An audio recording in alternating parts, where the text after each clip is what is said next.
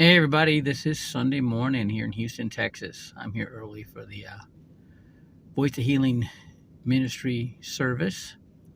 And this morning when I got up, I read my scriptures, and the verse that popped right out at me. I read Psalms first, Psalms 33, verse 9. For he spoke and it was done, and he commanded and it stood fast. Right away made me think of this apostle, Michael Petro. I've never seen anything like it. When he says something, well, hang on. When he says something, a large number of the congregation do it right now, right?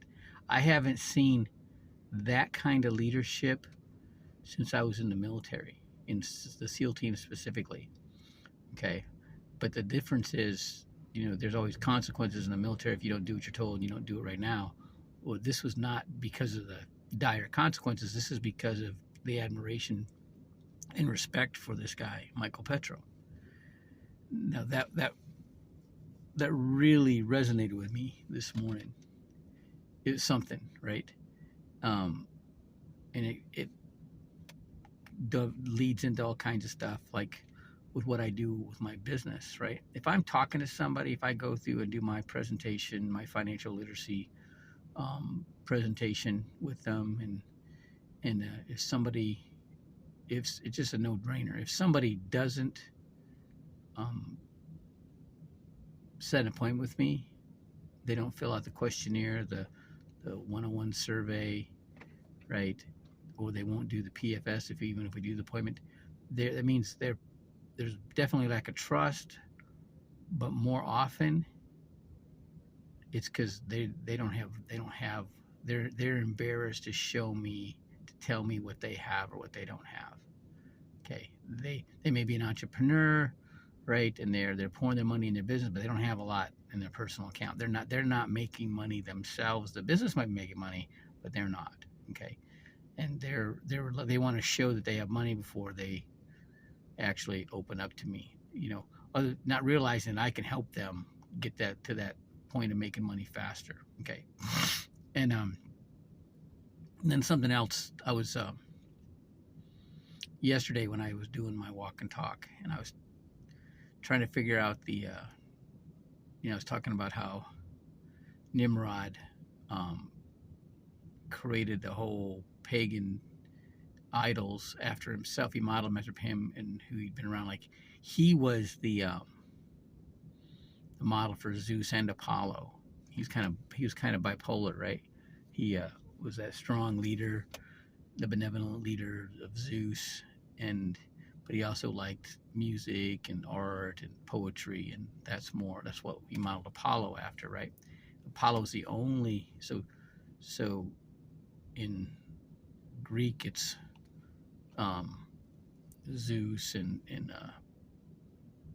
in Roman mythology it's Jupiter, and the Apollo's the same, both Greek and Roman. The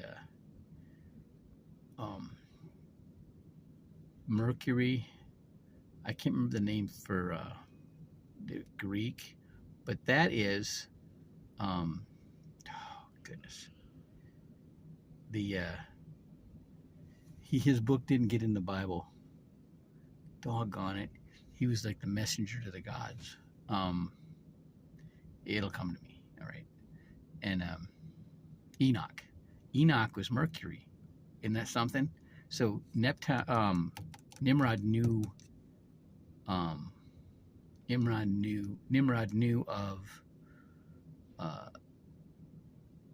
Enoch.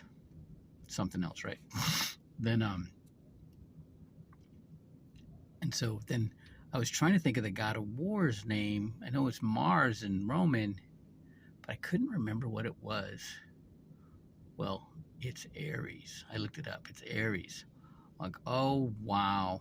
Okay, so my zodiac sign is Aries, right?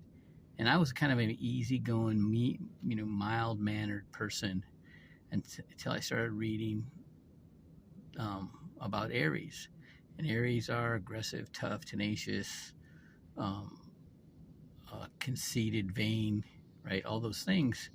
And I became that. Okay. And then when I started boxing with Roy Jones Sr., I would read the paper every day when it came to the gym. They delivered every day, and I would always read the horoscopes. And one day, Roy Jones Sr. caught me, and I lost 10 of my first 12 fights.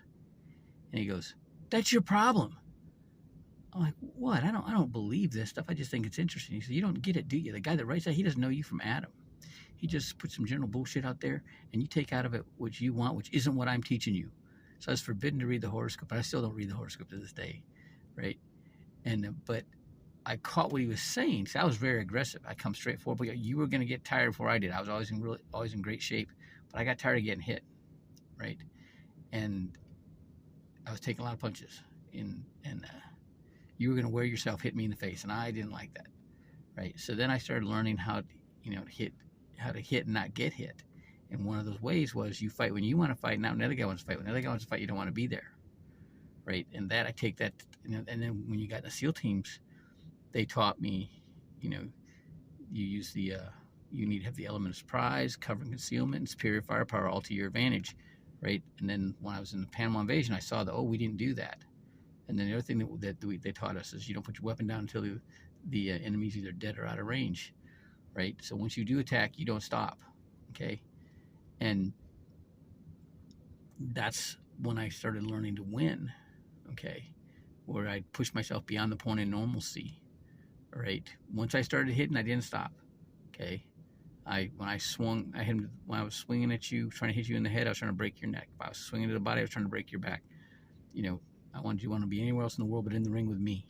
Cower down in the corner, jump out of the ring, whatever. Or I'm putting you down. I'm turning the lights off, okay? And so it's, keeping yourself in check, weighing the situation, making sure you're right, and then when you go all out. And that's how I learned to win.